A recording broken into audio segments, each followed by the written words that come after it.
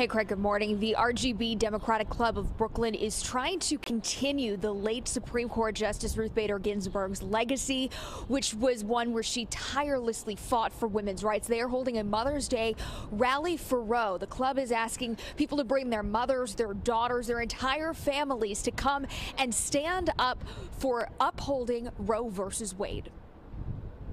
My body, my choice. My body, my choice.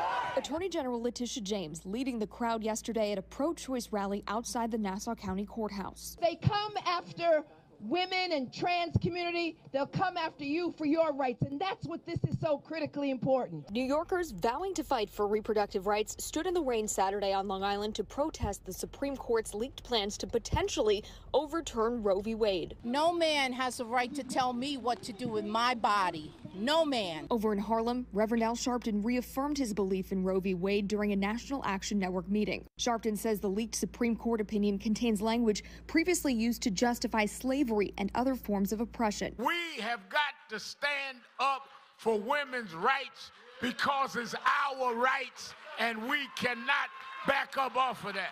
The right to an abortion will remain protected in New York under the state's 2019 Reproductive Health Care Act.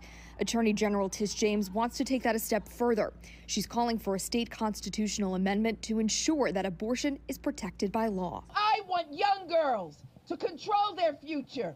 I want them to control their body, because this is an issue of autonomy, of an autonomy over one's body. And it's about fundamental freedoms. And of course, not everyone agrees with James. Republicans in the state have voiced their opposition to this, including gubernatorial candidate Andrew Giuliani, who on Twitter said that Roe v. Wade is a fundamentally flawed case, calling the opinion an important step in protecting our most vulnerable Americans. But of course, that's not going to be the message we hear today at this rally for Roe. It starts at 2 o'clock here outside of the RGB building here in Brooklyn.